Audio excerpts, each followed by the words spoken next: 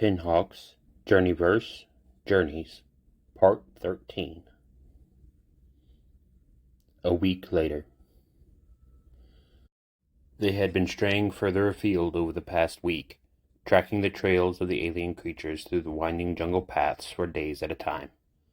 Xander blessed both Elan and her ability to pull up his soldier memories during these times, because living off the land wasn't something his civilian life had exactly prepared him for. Rutha had fully equipped him for the hunt after the test incident a week earlier, and Xander was glad to have the extra gear that came with the cut-down hunting armor he was wearing. He was using the cloaking system as he moved, though not to, as he found out the hard way, hide from the aliens, since they seemed to see right through it, but instead to avoid scaring the other animals, and thus warning their prey. He had something Elan called a plasma caster mounted on his shoulder, and a retrofitted control system for it, and the mask he wore was tied into the armor's gauntlet and wrist computer. Now that thing was a pain. He had to learn an entirely new alphabet to use that thing, or at least a symbol that corresponded to the options in the suit. Trial and error, he reflected, is not the best way to test a personal weapon system. "Hey," Elan chimed in. "Seemed to be the only way you learn." Elenthiel had been writing him about the broken toe incident ever since he fired off a plasma bolt that nearly fried Rutha. It was lucky for him that the big hunter seemed to have a sense of humor that matched his own. "Oh, shut up." He shook his reverie away as he approached the watering area they had been watching over the past couple days. Rutha seemed quite certain that a group of the things were going to come through here soon, though how he knew, Xander wasn't sure. Xander paused when he saw the local wildlife scampering for the hills. From past experience, he knew they didn't tend to run from him or Rutha, though they did keep their distance. He quickly hopped up and snagged a low branch, pulling himself up into the jungle canopy to watch the scene unfold. Motion from below him caught his attention, but it wasn't moving like the creatures. Xander thumbed his mask over to thermal vision and confirmed the thought. Even through the obstruction of the jungle foliage, he could easily see the heat signature from the creature below, and even the long heat trail it had left behind it. He observed it as it approached the water, not moving to get a clearer picture for fear of scaring it away. That was when he saw the first alien creature moving in. Following the heat trail, he'd have missed it, except for the creature stood out against the warm trail the first animal had left behind. Xander quickly shifted his helmet controls to the normal, visible spectrum and monitored the alien as it stalked the animal. He tagged the creature with the laser targeting system, examining the three-dimensional display the helmet gave him. "Hey, this thing is different from the ones we ran into a few days from here." Xander knew from several encounters with the creature that they tended to vary depending on the host they had used. Rucha had a lot to say on the matter, most of which Xander hadn't completely understood. Still, idly, he tagged the creature's prey with the laser designator and waited for the computer to establish a target profile. "Holy shit," Xander barely managed to keep his voice at an urgent whisper. The creature's prey was human. Jana walked cautiously to water. She'd been searching for her husband for over a week, and needed a moment to rest. Finding the water was a relief. She hadn't been certain she would be able to locate it, as it was normally frequented only by the hunters. She had just knelt at the water when an evil hiss from behind her caused her to jump around. What she saw startled her back to slowly moving into the water. A black apparition that must have come from the depths of the underworld itself. It seemed to observe her as she sat, frozen, in the water. It cocked its head to one side, its mouth opening and showing its teeth as it hissed at her again. Slowly it stalked towards her as she scrambled backwards, slipping on the slick rocks that lay beneath the surface of the stream. It was right on top of her when a splash a short distance away startled both her and the beast, attracting their attention. She watched as a blurry section of air became covered in blue-white lightning that finally flickered out as an armored figure came into sight. "Devils and demons," she whispered in terror as the figure stalked towards her and the black beast. Xander slowly moved towards the creature, unwilling to use the plasma caster on his shoulder since the creature was hovering over the girl and the acid splash would likely kill her. He drew Elan and flicked the weapon to its full length, and gestured a challenge to the black monstrosity. "Here, doggy, doggy, doggy." Rutha snorted in disgust as he watched the human challenge the kind of Med. He was supposed to be tracking, not hunting. The boy was certainly no hunter. His mind was too soft when it came to the hunt. Rutha couldn't understand the boy's insistence on defending the other human. If she was too weak to hunt, then she was of no value to the clan. Leave her to her fate. Xander continued forward slowly, trying to bait the creature away from its prey. The girl was frozen in place, terrorized by the creature, and, no doubt, himself. The thing hissed at him, either in defiance or in an attempt to warn him off. In either case, it mattered little to Xander. He wasn't going to leave the girl to become a host for these things. The creature refused to leave its position, as if knowing that the girl was its only defense against destruction. Xander was forced to move in closer, until he was within staff range of the tensing creature. When it finally leapt at him, Xander met it in midair with a sharp strike from his staff that deflected the creature's course into deeper water. It twisted as it struck the water, its talons digging into the soft riverbed as it charged out and back at Xander's position. Xander stood his ground, whipping Elan in a vicious arc that ripped the creature's jaw off and splattered molecular acid across the running stream. He followed through with a reverse strike that cracked the thing's carapace and dropped it into the water, writhing from the pain. Without giving it time to recover, Xander drew back the staff and jammed it into the creature's skull, penetrating the carapace at the point where he had cracked it and killing the thing. Xander stepped back from the bubbling and hissing water, pulling the girl with him as he moved clear of the acid that was now being drawn downstream by the current. "Come on, girl. This isn't a place to go swimming." Janna screamed as the armored thing dragged her out of the water, babbling something in an arcane language. "Let me go!" she quailed from the imposing figure, tears of terror running down her face. "Please, whether you be god or demon, I care not. Just let me go." "She's asking you to let her go," Elan sounded faintly amused.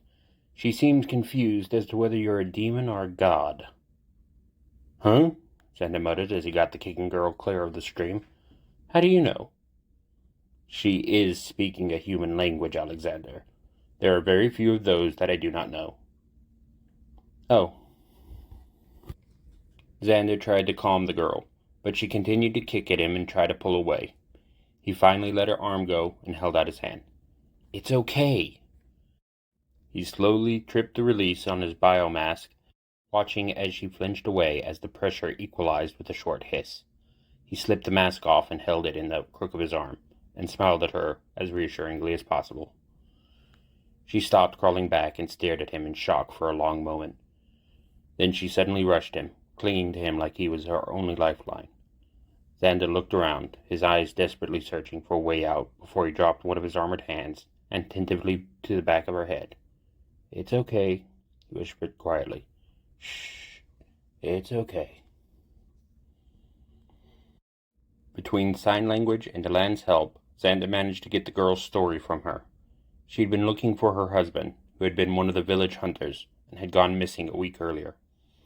When she mentioned that Xander couldn't keep his eyes from drifting to the corpse of the alien creature for a brief moment. A moment that was, apparently, not brief enough.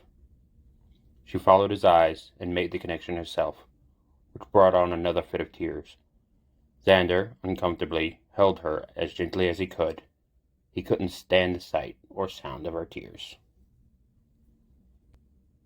Rutha watched patiently, waiting to see if the boy was looking for a mate, or, preferably, if the two humans would attract more of the kind of Med, so they could track them back to their queen.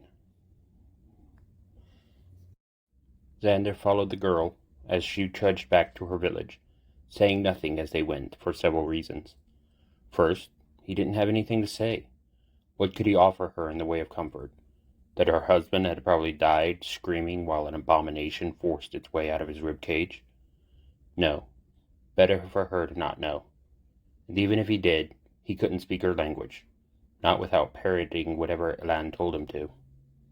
He shook his head and followed along behind the stricken girl, scanning the jungle carefully as they went. He was relieved to see nothing but normal animals moving beyond the cover of the thick jungle foliage. As they approached the village, Xander could tell that something was up. The people were milling about, almost in a panic, as they hastily mounted fortifications around the small group of buildings. He could see blood trails that led off into the jungle, and those villagers that were armed were actively scouting the edge of the trees. Xander shook his head. If it was, as he suspected, the aliens, then those scouts were performing suicide missions for no reason. Their arrival created quite the disturbance, as a large group of people rushed from the village to surround them. Xander nervously fingered the sheath that Elan was secured in. He didn't want to hurt these people, but he would defend himself. The girl he had saved interposed herself between Xander and the villagers, though whether she was doing it to protect Xander or the warriors wasn't entirely clear. "She's telling them that you're a friend," Elan whispered into his mind. "She's telling them about the creature you killed, and how it was probably what killed her husband." They recognized the description. The creatures attacked during the night. They drug off at least a dozen of the villagers, mostly the warriors who tried to stop them. Xander winced. He knew that it was already too late to do anything to save those people. The creatures didn't waste time when it came to implementation. Those men were probably still alive, though they likely wished they weren't. He spent the next several hours helping the villagers with the futile task of fortifying the village. Xander figured that they could do some serious harm to the swarm, but in the end, it wouldn't make a lot of difference. The primitive weapons that were in evidence around the village were not likely to be much of a match for the aliens' talons and armored carapaces. He was showing them how to build a makeshift pit trap when the village echoed with screams and shouts. "Uman! Xander!" Xander turned to see Rutha stalking into the village, heading straight for him. "Time hunt, Xander." Xander looked at the big Yucha for a long moment before shaking his head. "No, not hunt, protect." He waved his hand to encompass the village. The big Yucha snorted. "No protection possible." Xander nodded reluctantly. "I know, but we leave, they all die. We stay, some may live." "No stay. Time for hunt." Xander was getting angry. "No hunt. People more important than trophies." The Yucha angrily gestured. "Not people. These weak. Worthless. No one is worthless. No one." Ruther turned away angrily, stalking out of the village. He stopped at the edge of the village, glanced over the terrorized inhabitants, and muttered one last word loud enough for Xander to hear. "Kein Eind," he spat. With that, the big Yucha vanished into the air from which he came. Xander watched as the big hunter faded from sight, shaking his head in anger and disgust that was aimed at himself as much as the big Yucha. Shit. Now I'm stranded on this fucking hellhole. In the end, it didn't matter, though. He couldn't walk away from the people here, even if it meant his death or exile from his home. He shook his head once more and turned back to his work until he heard the shimmering of laughter echo through his mind. "What are you laughing at, Elan?" "What he said," Elan giggled. "I thought you didn't understand his language." "I do not," Elan said primly. "That was in the language of the ancients." "What did it mean?" "Roughly, it translates as crusader," Elan considered. "Or perhaps holy crusader is more appropriate." "Great," Xander muttered. "You mean he called me a white knight?" "Yes," Elan amused. "That would probably be an accurate translation." By evening, the defenses were as prepared as they would get. Xander carefully donned his mask and checked his equipment. "Got 2 magazines apiece left for the 45s? That sucks. Machete is a pile of twisted metal out in the jungle, but I still have the Tonto. Great. That'll take care of one of the bastards before it's wrecked. On the bright side, I do have the plasma caster. And Elan. Xander looked at the rapidly darkening jungle and cast his eyes towards the heaven. I'm fucked. Gee, tell me what you really think of me, Elan muttered dryly. Xander ignored her and scanned the jungle's heat signatures, swallowing deeply as he watched them scatter and finally fade into the darkness. He turned and looked at the tribal warriors beside him. It's time. This has been 10 Hogs, Journeyverse, Journeys, Part 13. Links are below.